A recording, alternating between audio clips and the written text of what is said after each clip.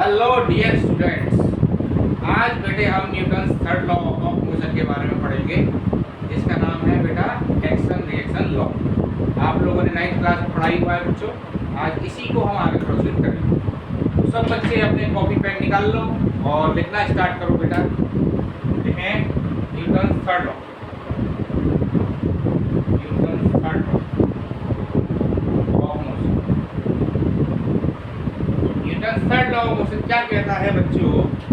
क्या कहता है कि फॉर एवरी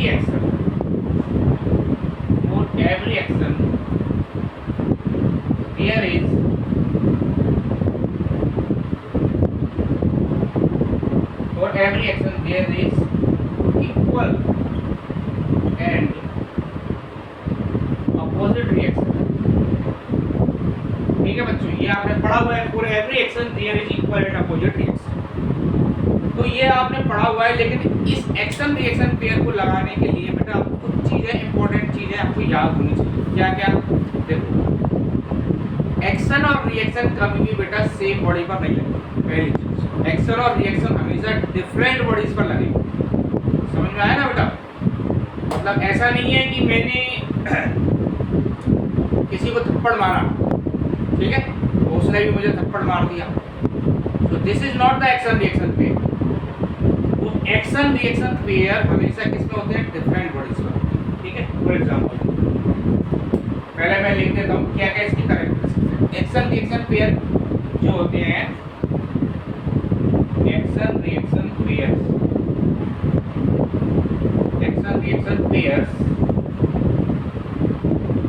आर ऑलवेज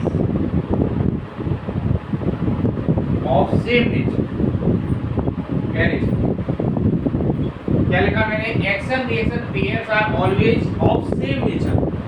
मतलब अगर एक्शन टेंशन है तो रिएक्शन भी क्या होगा बच्चों? टेंशन। अगर एक्शन नॉर्मल रिएक्शन है तो रिएक्शन भी क्या होगा बच्चों? Normal reaction. राइट? यानी जैसा एक्शन होगा वैसा की वैसा रिएक्शन होगा, बिल्कुल सेम नेचर के होते हैं। दूसरा, action reaction acts on two different bodies. Action and reaction हमेशा बेटा दो डिफरेंट बॉडीज पर लगते हैं। ठीक है, तो ये दो चीज है। अब मैं इसको आपको समझाता हूँ एग्जांपल। पहला समझ आया बेटा, एक्शन रिएक्शन हमेशा किसमें होंगे? सेम नेचर के होंगे। दूसरा, एक्शन रिएक्शन हमेशा डिफरेंट बॉडीज पर लगे। देखिए एग्जांपल लेते हैं बच्चों समझाने के लिए। जैसे यहाँ पर एक बॉडी रखी हुई, समझो M। अगर मैं आपसे पूछूं इसका फ्री बॉडी डायग्राम बनाओ बच्चों, तो क्या क्या बनाओगे बेटा? एक तो हो गया mg और दूसरा क्या हो गया? Normal reaction. एक mg और दूसरा नॉर्मल रिएक्शन। अगर आपसे पूछा जाए कि नॉर्मल रिएक्शन और mg क्या ये दोनों एक्शन रिएक्शन पेयर हैं? क्योंकि अगर ये बॉडी इक्विलिब्रियम में है, अगर ये बॉडी बेटा इसमें है इक्विलिब्रियम में, तो n की वैल्यू क्या होगी बच्चों? mg। अब हालांकि इक्विलिब्रियम में तो n mg से इक्वल तो हो गया, लेकिन क्या n और mg एक्शन रिएक्शन पेयर होंगे? क्या आंसर आएगा? No, they are not action reaction pair. तो एक्शन रिएक्शन पेयर मैंने क्या बताया? एक्शन और रिएक्शन पेयर हमेशा बेटा सेम नेचर के होते हैं। जैसे अगर mg एक्शन है तो इसका रिएक्शन भी क्या होगा बेटा? mg ही होगा, नॉर्मल रिएक्शन नहीं होगा। तो देखो कैसे बनेंगे। ये मान लेते हैं हमारी धरती माता, ठीक है बेटा, धरती माता, और ये है एक बॉडी। अब एक मुझे बात बताओ बच्चों, ये धरती माता इस बॉडी को खींचेगी, ये धरती माता इस बॉडी को नीचे खींचेगी। कितने फोर्स से खींचेगी बेटा? mg। तो ये ब्लॉक भी इस धरती माता को ऊपर खींचेगा सेम फोर्स से, mg। समझ आया? धरती माता ने ब्लॉक को नीचे खींचा, कितने फोर्स से खींचा बेटा? mg फोर्स से। तो धरती माता भी, सॉरी ब्लॉक भी धरती माता को ऊपर खींच रहा है। तो ये दोनों क्या हो गए बताओ? Action reaction. ये हो गए एक्शन रिएक्शन। समझ में आया बच्चों? इसी तरह आप देखो, ये बॉडी है और ये सरफेस। इस सरफेस ने बॉडी पर एक फोर्स लगाया ऊपर की तरफ, इसका नाम क्या हुआ बच्चों? Normal reaction. इस सरफेस ने बॉडी पर ऊपर लगाया फोर्स, तो बॉडी भी इस सरफेस पर नीचे की तरफ सेम फोर्स लगाएगी, नॉर्मल रिएक्शन। तो ये दोनों क्या हो गए बच्चों? Action reaction, action reaction pair. समझ आया बच्चों आपको एक्शन रिएक्शन? तो देखो एक्शन लग रहा है ब्लॉक पर, तो रिएक्शन किस पे लग रहा है? अर्थ पर। एक्शन और रिएक्शन दो डिफरेंट बॉडीज पे लग रहे हैं ना बच्चों, और दोनों सेम नेचर के हैं, mg और mg। इसी तरह यहाँ देखो, एक्शन किस पे लगा? ब्लॉक पर। रिएक्शन किस पे लगा? सरफेस पर। ठीक है ना, डिफरेंट बॉडीज पे लग रहे हैं। और समझते बेटा?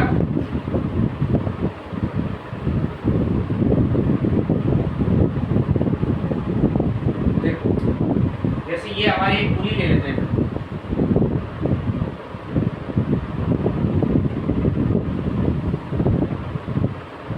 इसमें दो मास बने हैं, M1 और ये M2।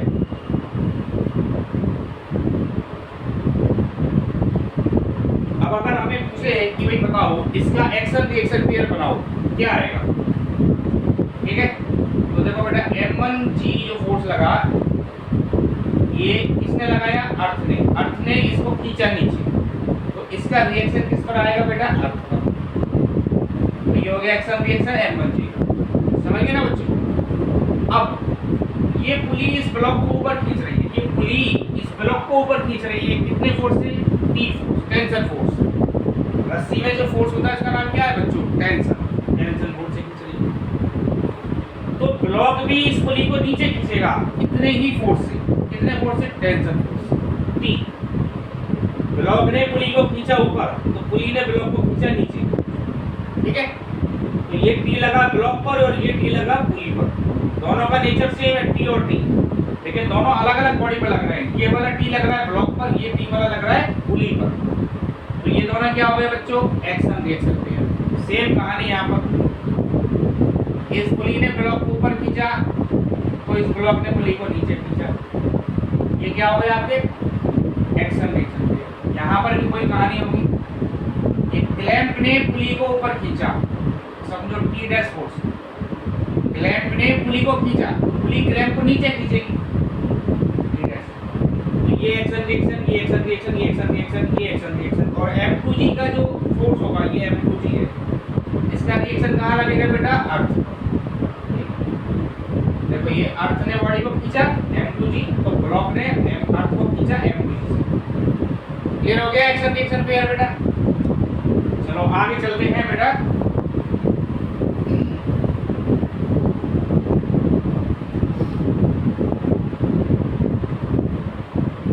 अब हम इसकी कुछ एप्लीकेशंस ले लेते हैं। पहले लिखो बेटा conservation of momentum.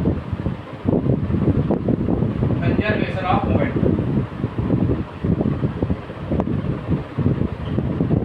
Conservation of momentum क्या कहता है बेटा? कि अगर किसी सिस्टम पर लगने वाला एक्सटर्नल फोर्स 0 है, ठीक है ना बच्चों? ध्यान से समझो, अगर किसी सिस्टम पर लगने वाला एक्सटर्नल फोर्स 0 है, तो उस सिस्टम का मोमेंटम कंजर्व रहेगा। यानी मैं यहाँ लिख रहा हूँ if F external equal to 0, then momentum of the system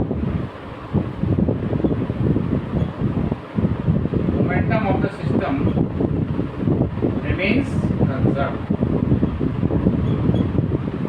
देखो F एक्सटर्नल का फॉर्मूला क्या होता है बच्चों?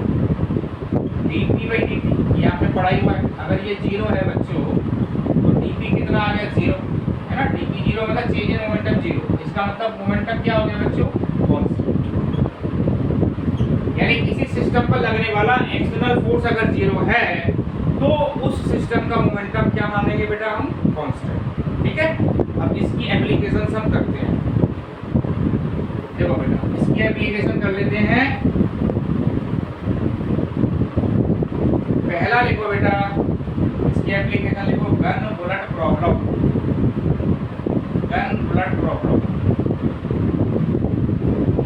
Gun bullet proof, gun bullet proof. तो इसमें क्या होता है बेटा, देखो ये गन है, ये गन है और ये बुलेट, ठीक है। गन ने बेटा बुलेट फायर की, ये बुलेट एम, मान लेते हैं बेटा, यहाँ लिख देता हूँ मैं, एम कैपिटल एम जो है वो है mass of gun. Capital M क्या है बच्चों, mass of gun. Small M क्या चीज है बेटा, मास ऑफ बुलेट। एन क्या है यहाँ पर, number of bullets, number of bullet पर सेकंड, ठीक है, नंबर ऑफ बुलेट पर सेकंड। और वी मान लेते हैं बेटा वेलोसिटी ऑफ बुलेट, और वी डैश मान लेते हैं बेटा recoil velocity, recoil velocity of gun, और एन मान लेते हैं बेटा number of bullets, number of bullets पर सेकंड, ठीक है। ये अपना मान। अब आप देखो बेटा,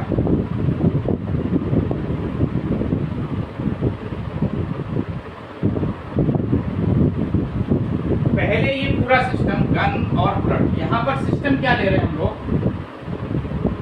सिस्टम ले रहे हैं बेटा gun plus bullet, right, gun plus bullet, ये हमारा सिस्टम। तो ये पूरा सिस्टम रेस्ट में है पहले,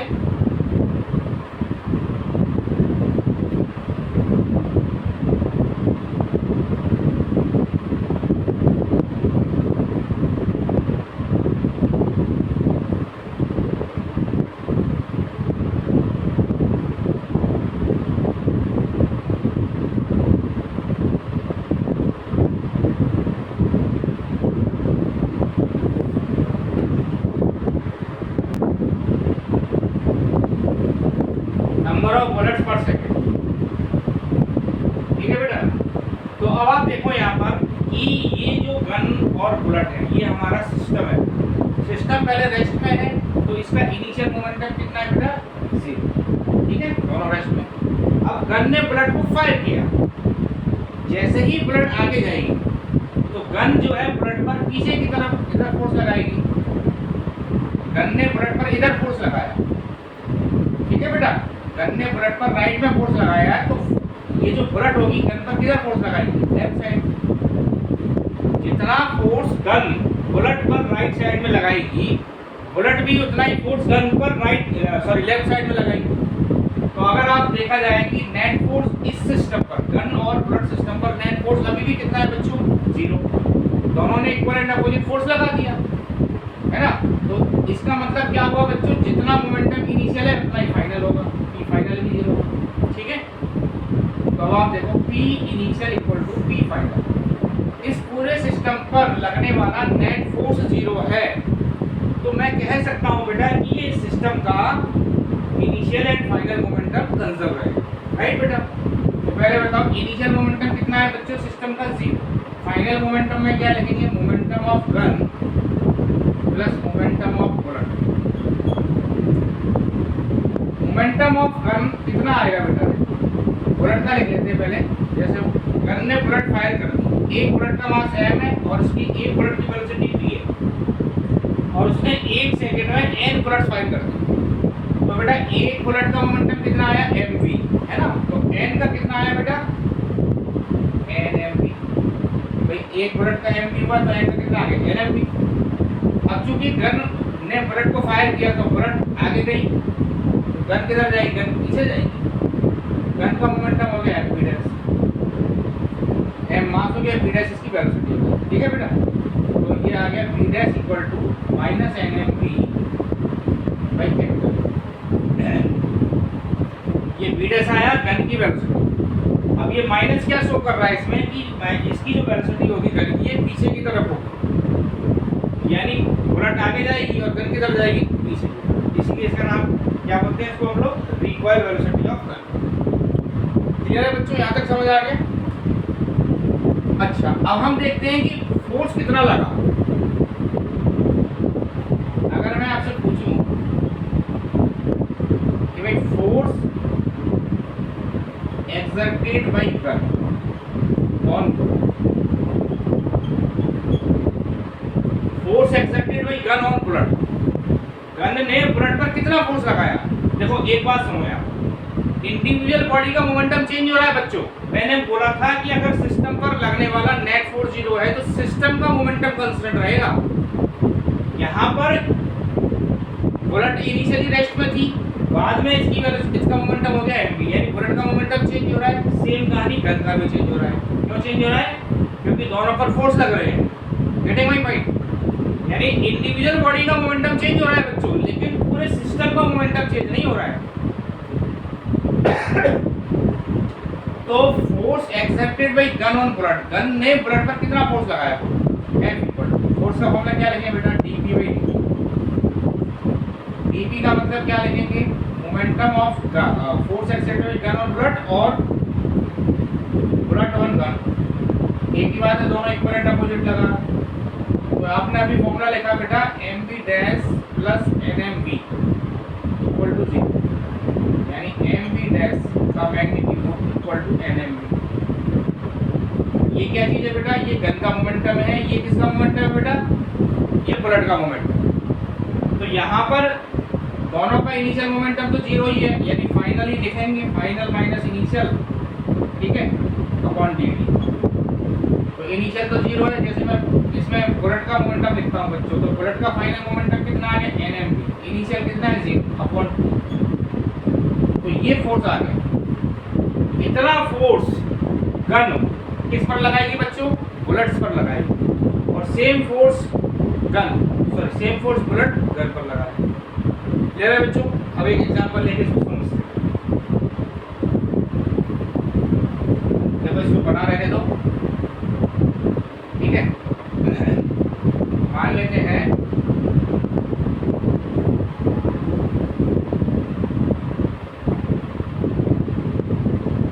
मास ऑफ गन है बेटा 10 kg, है ना, 10 kg का गन है, और बुलेट का मास है बेटा 10 ग्राम।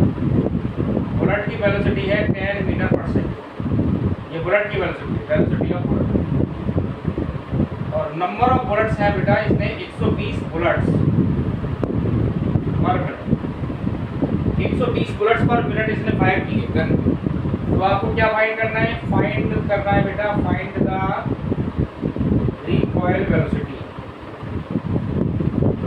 Find the recoil velocity of, ठीक है, find the recoil velocity of gun, पहली चीज। और दूसरा क्या निकालना है बेटा आपको, फोर्स एक्सर्टेड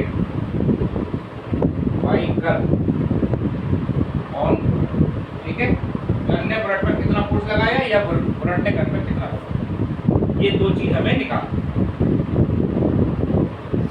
चलो, तो अभी आपने देखा बेटा रिकॉइल वेलोसिटी का फॉर्मूला क्या लिखा हमने, बताओ, nmv अपॉन कैपिटल और माइनस, ठीक है। n क्या चीजें हैं, नंबर ऑफ बुलेट्स पर second, m mass of bullet, v velocity of bullet, m mass of. तो आप ध्यान से देखो बेटा 120 बुलेट्स पर मिनट है, तो इसको पहले पर सेकंड में बदलो आप। 120 बुलेट्स पर मिनट का मतलब 60 से डिवाइड कर दिया, तो ये आ गया 2 बुलेट्स पर सेकंड, राइट बेटा। अब इसमें डालो यहाँ पर v dash equal to n की वैल्यू कितनी आ रही है हमारी 2, small m mass of gun, sorry mass of bullet कितना है 10 ग्राम, इसको केजी में बदलेंगे बेटा 10/1000 इनटू वेलोसिटी ऑफ बुलेट कितनी है 10 अपॉन मास ऑफ गन कितनी है 10, 10 से 10 कट गया, ये 0 से 0 कट गया, यानी ये आया -0.02 मीटर पर सेकंड। इतनी वेलोसिटी से गन पीछे की तरफ जाएगी, यानी रिकॉइल वेलोसिटी आ गई बेटा, किसकी आ गई है, गन की रिकॉइल वेलोसिटी आ गई। क्लियर है ना बच्चों?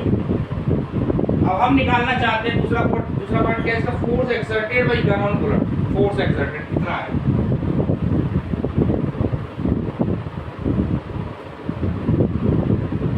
फोर्स एक्सर्टेड करना है बेटा, फोर्स के लिए क्या लिखेंगे भाई, dp बाई dt। dp में मैंने क्या लिखा है आपको अभी, nmv बाई dt, या p ले की बात, ठीक है। n कितना आया हमारा 2 बुलेट्स, n आया बेटा 2 बुलेट पर सेकंड, तो ये 2 आ गया। m का मतलब मास of bullet, 10 gram 10/1000 into velocity of bullet कितनी है बेटा 10 अपॉन टी कितना आया हमारा 1 सेकंड 2 बुलेट्स पर सेकंड ये टाइम कितना हो गया 1 हो गया क्लियर है बेटा बहुत ही आसान है 100 से 100 कट गया कितना आ गया 2/10 0.2 ये हमारा फोर्स यानी इस गन ने बुलेट पर कितना फोर्स लगाया बच्चों 0.2 न्यूटन समझ गए ना और बुलेट ने भी गन पर कितना लगाया 0. क्लियर चलो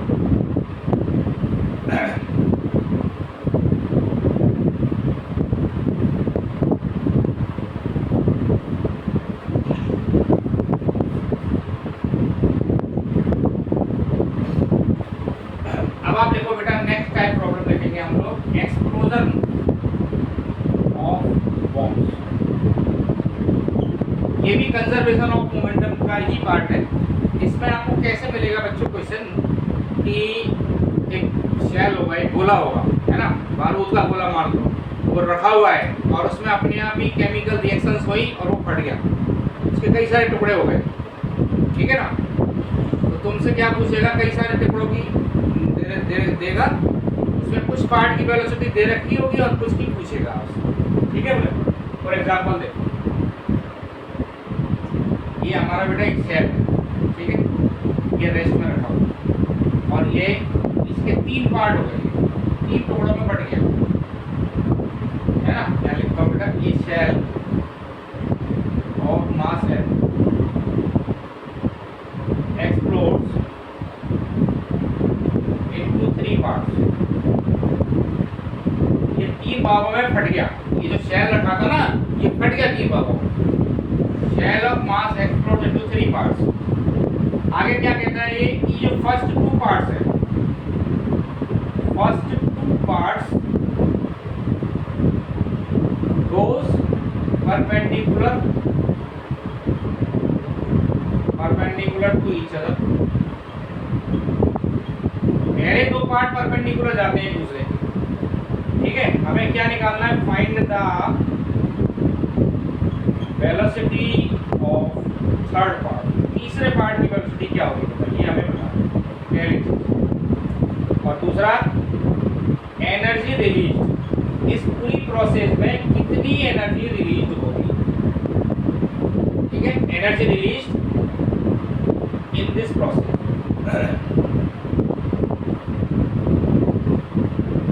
तो देखो बेटा अब ये शेल था शेल के 3 पार्ट हो गए एक पहला पार्ट गया समझो इसका मास m1 वेलोसिटी की दूसरा इधर गया इसका मास m2 वेलोसिटी की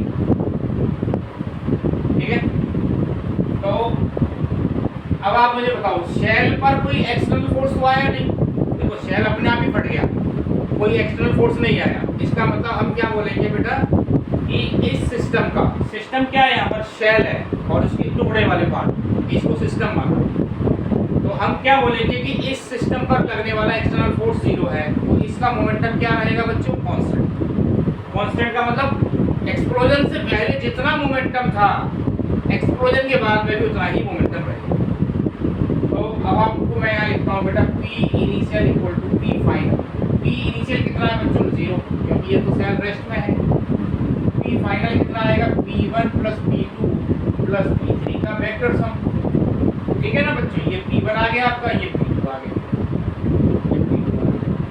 क्लियर है ये P2 आ गया बेटा P2 हम इस वजह से लिख लो P2 इक्वल टू M2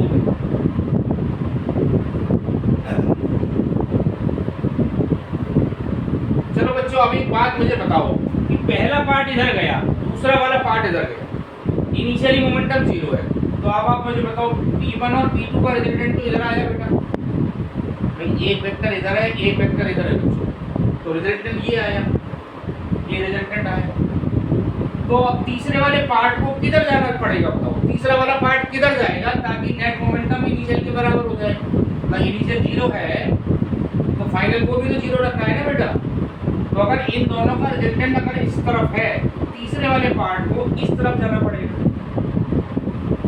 तभी तो नेट 0 होगा भाई इन दोनों का रिजल्टेंट इधर हुआ तो तीसरे वाले पार्ट को इधर जाना पड़ेगा ताकि नेट क्या हो जाए 0 क्योंकि जितना ये होगा उतना ये होगा मैग्नीट्यूड दोनों का सेम होगा जितना मैग्नीट्यूड इसका है बेटा उतना ही इसका होगा और डायरेक्शन अपोजिट होगी। तो इनिशियल जितना जीरो था फाइनल भी जीरो आ जाएगा। ये बात समझ में आया ना बेटा? तीसरा वाले पार्ट को इधर जाना पड़ेगा।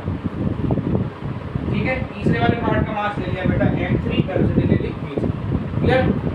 तो अब यहाँ पुट करेंगे बेटा, p3 निकालना है। p3 की जगह लिखा बेटा minus of p1 vector plus p4। अब आप ध्यान से देखो बेटा, p1 और p2 में कितना एंगल दिखाई दे रहा है आपको? 90 डिग्री। p3 आ गया हमारे पास minus of root of p1 square plus, ठीक है ना? p3 को लिख सकते हैं बेटा m3 p3 equal to minus of m1 v1 square plus m2 v2 square. p3 कितना आ गया हमारे पास बेटा? m1 v1 square plus m2 divided by m, ये हमारा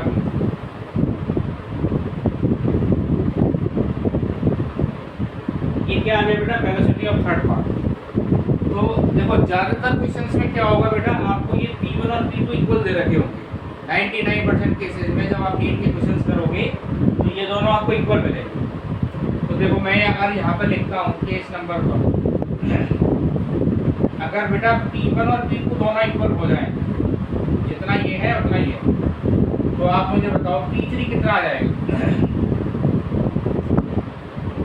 P3 जो वेलोसिटी आएगी, देखो यहाँ पर ये लिखा बेटा मैंने p1 स्क्वायर और p2 की जगह भी p1 स्क्वायर लिख दिया। कौन है ना? ये p1 और ये p2 दोनों बराबर हो गए। तो p3 कितना आया बेटा? Minus root 2 p1 by m, यानी minus root 2 m1 v1 by m3। तो अब आप सीधा आप निकाल सकते हो, अगर मोमेंटम सेम होगा दोनों का तो minus root 2 m1 v1 by m3 डाल के आपके पास बेटा तीसरे पार्ट की वेलोसिटी आ जाएगी। क्लियर है? तो ये तो हो गया हमारा थर्ड पार्ट की वेलोसिटी। अब हमसे क्या पूछा है बेटा उसने कि इस पूरी प्रोसेस में कितनी एनर्जी रिलीज हो। तो देखो बेटा एनर्जी रिलीज कैसे निकालोगे आप? Energy release in this process, energy release in this process. ठीक है, अब आप एक बात बताओ, जब ये शेल रखा हुआ था इनिशियली तो इसका मोमेंटम जीरो है, अब ये फट गया, फटेगा तो जो हीट एनर्जी जनरेट होगी उस हीट एनर्जी को ये तीनों बॉडी ले लेके भागेगी, है ना? इसमें से हीट निकली, उसी पार्ट को ये लेके भाग गया, ये चला, ये चला। तो इन तीनों की जो काइनेटिक एनर्जी होगी बच्चों, इन तीनों की काइनेटिक एनर्जी का जो सम होगा वही तो एनर्जी रिलीज होगी। उसी को तो ये लोग, ये जो पार्टिकल्स हैं इसी को ले लेके भाग रहे हैं बच्चों। तो क्या लिखा जाएगा बताओ? एनर्जी रिलीज क्या होगी बेटा? तीनों की काइनेटिक एनर्जी का sum, kinetic energy of 1, kinetic energy of 2, kinetic energy of 3। क्या लिख देंगे बेटा? Half m1 v1 square plus half m2 v2 square plus half m3 v3 square. ये हमारी यहाँ पर आ जाएगी बेटा काइनेटिक एनर्जी।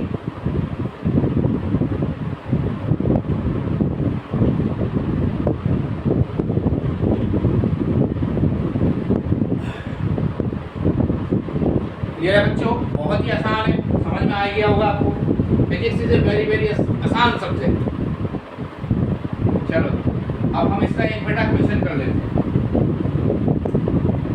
पहला क्वेश्चन आपको देता हूँ बेटा, a shell of mass 10 kg, shell of mass 10 kg, है ना, एक्सप्लोड्स into 3 parts.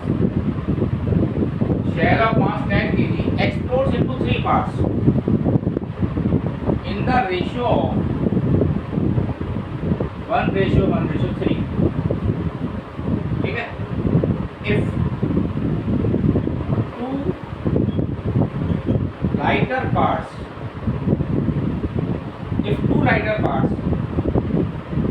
goes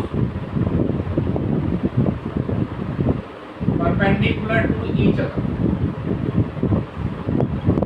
अगर दो liner part both perpendicular to each other with a velocity of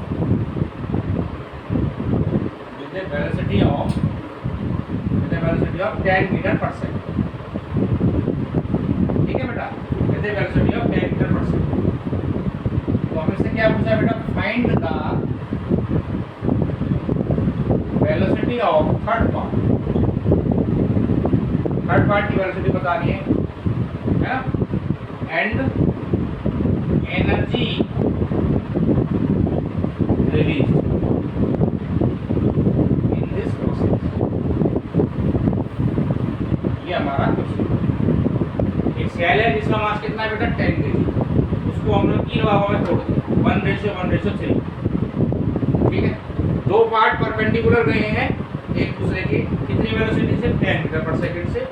तो अपने को बताना तीसरे पार्ट की वेलोसिटी क्या होगी बच्चों, और उसमें कितनी एनर्जी रिलीज होगी। बहुत आसान है, ठीक है, कर लेते हैं बच्चों। तो देखो क्वेश्चन आपने लिख लिया होगा बेटा, 10 kg का मास है 10 kg, इसके 3 भाग हो गए बेटा। मान लेते हैं 3 टुकड़े हैं बेटा इसके, m1 m2 m, क्या रेशियो दे रखा है 1:1:3, ठीक है। तो जैसे आपने बचपन में किया 6-7 क्लास में, उसको कैसे करोगे, x 3x ऐसे मान लो।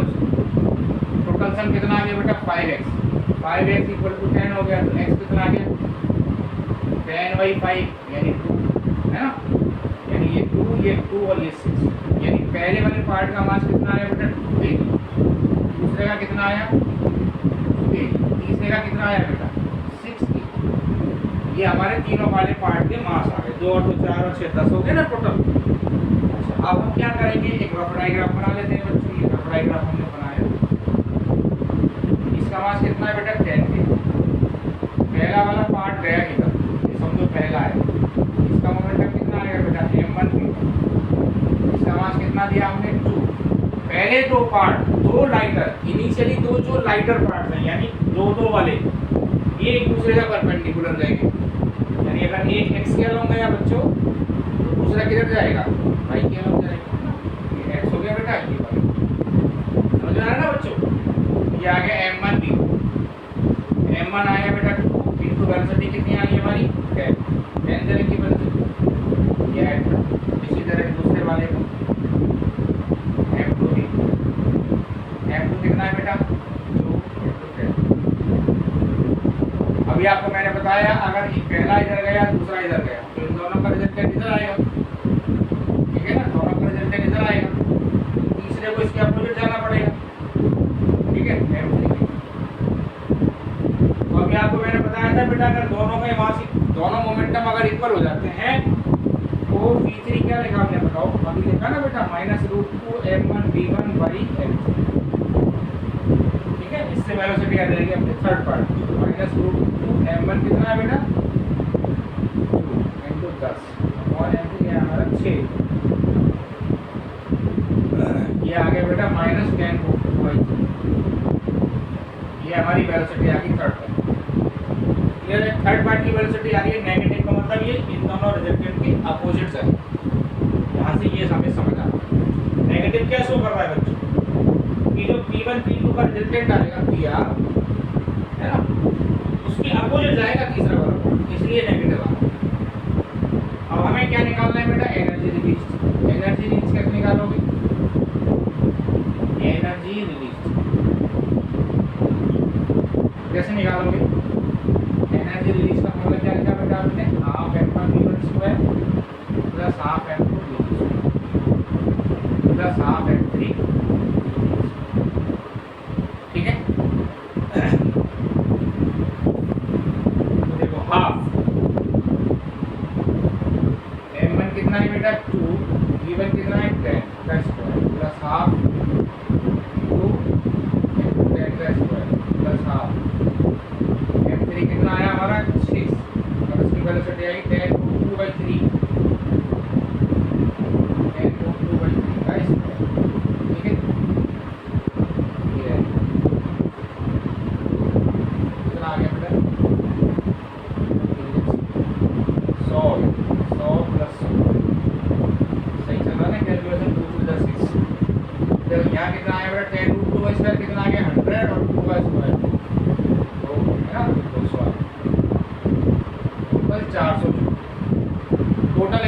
कितने यूज हुई बच्चों? 400 क्लियर है?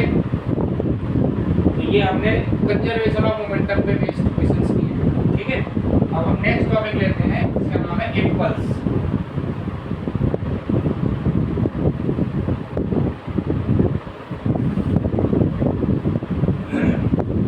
आगे हेडिंग डाल लो बेटा, इम्पल्स।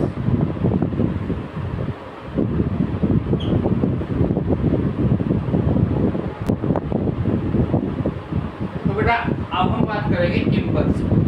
इम्पल्स क्या होता है? देखो इम्पल्स का मतलब है बेटा चेंज इन मोमेंट, है ना। इम्पल्स का क्या मतलब है? Change in moment. बस इम्पल्स मतलब चेंज इन मोमेंट, ठीक। या इसको हम ऐसे भी बोलते हैं कि अगर कोई फोर्स किसी बॉडी पर बहुत ही शॉर्ट पीरियड ऑफ टाइम के लिए लगता है, कोई फोर्स किसी बॉडी पर लगा बहुत ही शॉर्ट पीरियड ऑफ टाइम, तो जो फोर्स और टाइम का प्रोडक्ट होगा उसको हम क्या बोलेंगे बेटा? इम्पल्स। फॉर एग्जांपल आप देखते हैं कि एक बॉल आ रही है और वो एक कोई क्रिकेट का बैट्समैन है और जो बॉल है बच्चों वो बैट पर स्ट्राइक कर, तो जो स्ट्राइक का टाइम होता है ना बच्चों वो बहुत कम होता है ना। तो जो फोर्स लगा, बैट जो फोर्स लगाएगा बॉल पर, जो फोर्स और टाइम का जो प्रोडक्ट होगा उसको क्या बोलेंगे बेटा? इम्पल्स, है ना। यानी इसको हम ऐसा भी बोल सकते हैं कि it is the product of force and time. Force और टाइम का प्रोडक्ट है, यानी आई को क्या लिख सकते हैं बेटा? एफ इंटू डी टी का मतलब स्मॉल टाइम, ठीक है। फोर्स को क्या लिख सकते हैं बेटा? D P by D T, D T से डी टी कट गया, यानी ये हो गया। तो बेटा इम्पल्स आ गया हमारे पास चेंज इन मोमेंट का, ठीक है। इसको लिख सकते हैं बेटा P2 माइनस P। P2 मतलब final momentum minus initial momentum. Final momentum को क्या लिख दिया बेटा? MP माइनस M, ठीक है। और यहाँ से आप देखेंगे आपने क्या लिखा अभी यहाँ पर? इम्पल्स इक्वल टू FD, ठीक है। इम्पल्स को लिख सकते हैं बेटा FD। तो देखो बेटा इम्पल्स कितने सारे फॉर्मूले हो। इम्पल्स क्या लिखा है बेटा? Change in momentum P2 minus P1, MP minus MP या फिर FDT।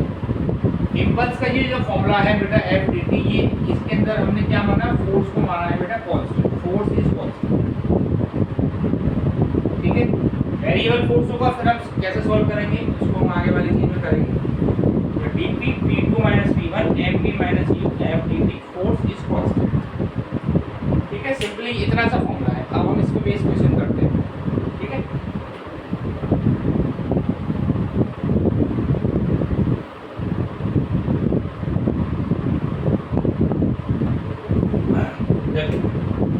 पहला एग्जांपल लेते हैं, पहला केस लेते हैं, केस नंबर 1। एक बॉल है बेटा, ठीक है। ये m मास की एक बॉल है और ये v वेलोसिटी से जा रहा है। इसने दीवार को, यानी जो दीवार है इस पर नॉर्मली इंसिडेंस हुई है, सीधा परपेंडिकुलर। कैसा इंसिडेंस है बेटा? नॉर्मल इंसिडेंस, ठीक है। और फिर यहाँ से वापसी चलेगी सेम वेलोसिटी, v से गई और कोलिजन के बाद में वापसी v से रिटर्न हुई। तो अब हमें क्या बताना है बेटा? कि हमें बताना है impulse exerted by the ball on the ball। इस बॉल ने, ये जो बॉल है ना बच्चों, ये बॉल इस दीवार पर कितना इम्पल्स लगाएगी? ये बॉल दीवार पर कितना इम्पल्स लगाएगी? या फिर और impulse exerted by ball on ball। दो चीज हमें बताना, impulse exerted by the ball on ball और impulse exerted by ball on ball, ठीक है। तो आप देखो बेटा, पहले मैं निकाल रहा हूँ impulse on ball, impulse on ball, ठीक है। इम्पल्स ऑन बॉल का फॉर्मूला क्या लिखा बेटा आपने? m into v minus, final velocity minus initial velocity. तो अगर मैं बेटा इस डायरेक्शन को पॉजिटिव मानता हूँ तो इधर वाली को नेगेटिव ले लेंगे। तो देखो यहाँ लिखा जाएगा m, फाइनल वेलोसिटी जो है हमारी इस सेंस में है तो उसको हमने लिया माइनस में, क्योंकि ये वाली डायरेक्शन को पॉजिटिव लिया, माइनस ऑफ कितना आ गया बेटा -2m, -2m। अगर आपसे पूछा जाए कि इसकी डायरेक्शन जो लगा, इम्पल्स जो लगा इस पर, दीवार ने इस बॉल पर जो इम्पल्स लगाया उसकी डायरेक्शन क्या होगी? देखो माइनस माइनस आ रहा है, देखो यहाँ पर ये और ऐसे कोलिजन हुई। कहने का मतलब क्या पर दीवार, ये बॉल पर तो इम्पल्स इधर लगा, इस दीवार ने बॉल पर इधर इम्पल्स लगाया लेफ्ट साइड, तो बॉल किधर लगाएगी बेटा? बॉल इस साइड, दीवार पर राइट साइड में लगाएगी, एक्शन रिएक्शन पे,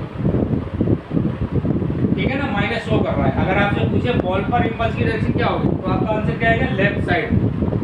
और ये जो बॉल है, बॉल पर किधर लगा रही है? Right side. क्लियर है?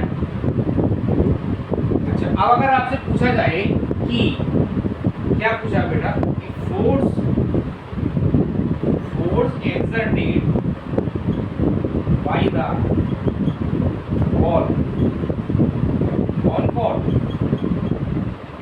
और वाइस वर्सा, ये तो हमने इम्पल्स निकाला। अगर पूछे कि ये बॉल इस दीवार पे कितना फोर्स लगा रही है बच्चों, तो जितना दीवार बॉल पर लगाएगी तो ये उस पर लगाएगी, सेम एक्शन रिएक्शन। तो फोर्स का फॉर्मूला क्या लिखा हमने? बोलो, इम्पल्स का फॉर्मूला लिखा ना बेटा, इम्पल्स का फॉर्मूला क्या लिखा हमने? F × dt, ये लिखा बेटा। इम्पल्स का मैग्नीट्यूड ले लेते हैं यहाँ पर, इम्पल्स कितना मैग्नीट्यूड है बेटा? 2m = F dt, तो F आ जाएगा 2mv/dt। यहाँ तक क्लियर है बच्चों? समझ आया यहाँ तक? चलो बेटा इसका एक एग्जांपल ले लेते हैं।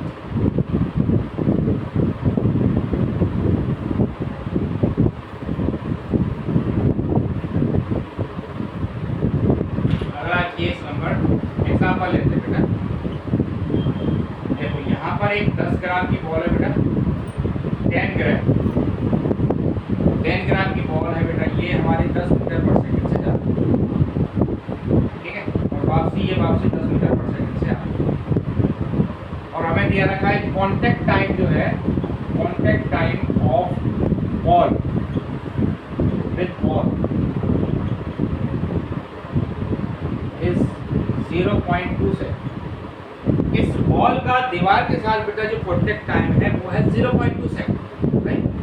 तो हमें क्या निकालना है बच्चों? प्यारे बच्चों, क्या निकालना है हमें? इम्पल्स निकालना है, impulse of the ball, impulse of the ball, ठीक है। फॉर्मूला क्या लिखा बेटा अभी हमने? -2mv, क्योंकि जब अपोजिट सेंस में होते हैं ना दोनों, एक इधर एक इधर, तो ये वेलोसिटी ऐड हो जाती है, ठीक है। -2m कितना है बेटा? 10/1000, वेलोसिटी है बेटा 10, ये आ गया -2/10, यानी आ गया -0.2। इसकी यूनिट क्या होगी बेटा? इम्पल्स की यूनिट वही होती है जो मोमेंटम की होती है, क्योंकि इम्पल्स क्या होता है बेटा? Change in momentum. इम्पल्स को क्या लिखा आपने? dp, और dp क्या होता है? m, यानी किलोग्राम मीटर पर सेकंड। इसकी यूनिट होगी बेटा किलोग्राम मीटर पर सेकंड, ठीक है ना। जो मोमेंटम की यूनिट होगी बेटा वही इम्पल्स की यूनिट होगी, क्लियर है? अच्छा, अब आपको क्या निकालना है बेटा? फोर्स। ये बॉल दीवार पर कितना फोर्स लगाएगी? फोर्स एक्सर्ट, फोर्स का फॉर्मूला क्या लिखा आपने? लिखा ना आपने बेटा, इम्पल्स इक्वल टू लिखा आपने F dt, F लिखा बेटा इम्पल्स बाई टाइम। इम्पल्स कितना है हमारा? 0.2, मैग्नीट्यूड ले लेते हैं, टाइम कितना है? वो भी 0.2 है, F आ गया बेटा 1। कितना फोर्स, यानी ये दीवार, ये जो बॉल है दीवार पर कितना फोर्स लगा रही है बेटा? 1 न्यूटन, और दीवार भी इस बॉल पर सेम फोर्स 1 न्यूटन ही लगा रही है, क्लियर है?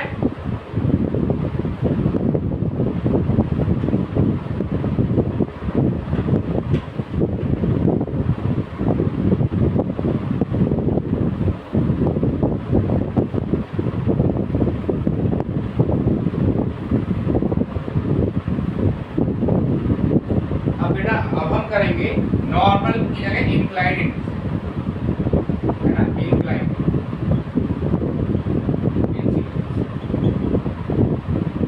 देखो बेटा इसमें एक बॉल इधर से आ रही है, समझो थीटा है, और सेम वेलोसिटी से जा रही है। ये m मास की बॉल v वेलोसिटी से आ रही है, m मास की बॉल v वेलोसिटी से ही जा रही है। तो आपको बताना है कि इस बार इम्पल्स कितना रहेगा, ठीक है। तो इस केस में क्या करेंगे बेटा, हम इसके कंपोनेंट बना लेंगे। देखो mv का इधर कंपोनेंट कितना आएगा बेटा, mv cos, ये आपका p नीचे होगा, mv का थीटा के लिए कंपोनेंट कितना होता है बेटा, mv cos। इसी तरह ये mv, इसका इधर कंपोनेंट कितना आ गया, mv cos, ये आपका p फाइनल। देखो ये था ना बेटा, ये इसका एक कंपोनेंट इधर और एक इधर आएगा। अभी वेक्टर के कंपोनेंट बनाने आते हैं ना बेटा, तो ये वेक्टर है mv, इसका थीटा के अलोंग कंपोनेंट कितना आ गया, mv cos, थीटा के अपोजिट कितना आया बेटा, mv sin। सेम है mv का इधर कंपोनेंट mv cos थीटा, इधर कितना आया बेटा, mv sin थीटा। क्लियर है? तो अब आप देखो बेटा इसमें क्या हो रहा है कि मोमेंटम, जैसे अगर हम मान रहे हैं कि ये एक्स एक्सिस है और ये हमारी वाई एक्सिस, इधर वाई है, ठीक है। तो आप मुझे बताओ बेटा मोमेंटम अलोंग वाई एक्सिस के अलोंग मोमेंटम कितना आएगा बच्चों, momentum along y axis, sorry momentum नहीं, इम्पल्स निकालना है बेटा, इम्पल्स अलोंग वाई एक्सिस। तो इम्पल्स का फॉर्मूला क्या लिखा हमने, p2 minus p, final minus initial. तो आप देखो फाइनल बेटा, फाइनल मोमेंटम ये है आपका वाई के अलोंग, ये फाइनल है, ये इनिशियल वाई एक्सिस के अलोंग, क्योंकि वाई हमने ये माना, वाई एक्सिस के अलोंग फाइनल कितना है बेटा, mv sin, और इनिशियल कितना है, वो भी mv sin। ये आ गया सी, इम्पल्स आ गया बेटा सी, ठीक है। वाई के अलोंग इम्पल्स कितना आ गया सी। अब हम लिखेंगे बेटा इम्पल्स अलोंग एक्स एक्सिस। अगर हमें एक्स एक्सिस के अलोंग इम्पल्स निकालना है तो क्या लिखा जाएगा, भाई p2 माइनस p1, इसको x लिख लो आप। तो देखो बेटा x एक्सिस के अलोंग इनिशियल मोमेंटम कितना है आपका, mv cos थीटा, और फाइनल है mv cos थीटा। अगर मैं ये डायरेक्शन को पॉजिटिव लूंगा तो ये वाली नेगेटिव हो जाएगी, यानी ये आएगा बेटा कितना आएगा, minus mv cos theta minus mv cos theta, यानी कि माइनस 2mv cos थीटा। ये हमारा इम्पल्स है। मैग्नीट्यूड में बात करेंगे तो बेटा कितना आ गया, 2mv cos, ठीक है, ये इम्पल्स आ गया। यानी जब दोनों मोमेंटम अपोजिट सेंस में होंगे तो जब इम्पल्स होगा ये दोनों ऐड हो जाएंगे बच्चों, ऐड हो रहे हैं ना, पहले वाले केस में भी ऐड हो, ठीक है। चलो एक सवाल ले लेते हैं बच्चों।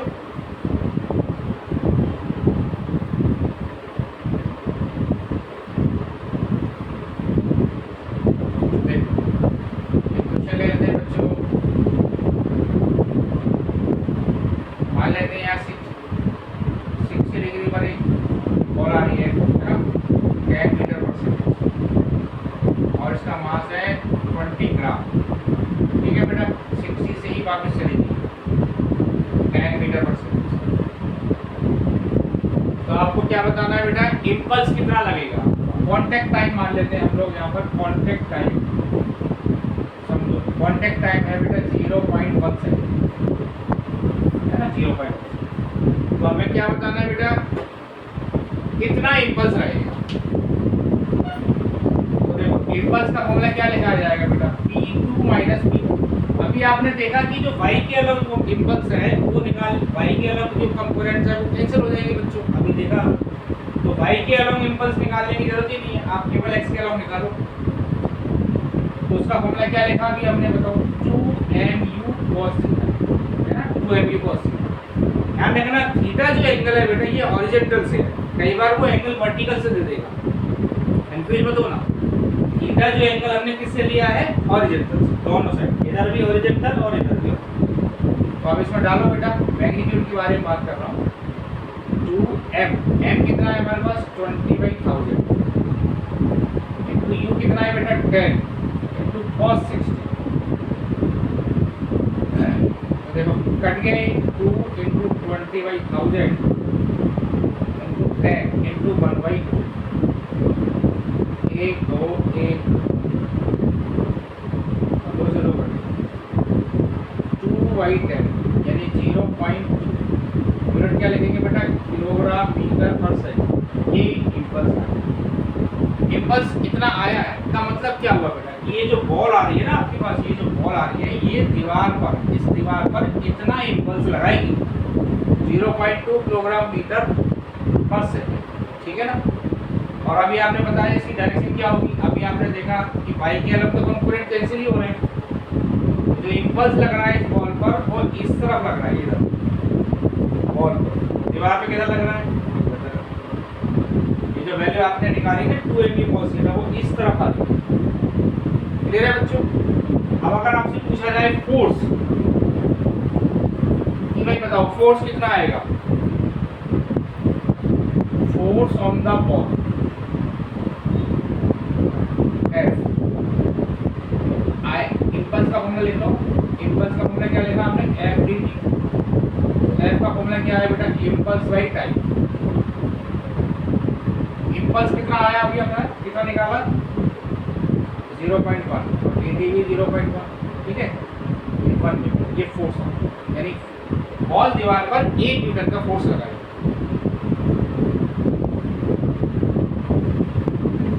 क्लियर है बच्चों। तो आज बेटा हमने क्या क्या कर लिया, conservation of momentum and impulse. Impulse में अभी हमने बेटा फोर्स को कांस्टेंट रखा है। अभी हम इसका एक वीडियो और बनाएंगे क्योंकि वीडियो थोड़ा लंबा हो जाएगा। सेकेंड वीडियो में बेटा हम क्या करेंगे, वेरिएबल फोर्स वाले क्वेश्चंस करेंगे, है ना, वेरिएबल फोर्स के इम्पल्स वाले क्वेश्चंस, जिसमें ग्राफ वाले भी क्वेश्चंस होंगे और रॉकेट वाले क्वेश्चंस भी हम करेंगे। तो होपफुली आपको ये वीडियो समझ में आया होगा बेटा।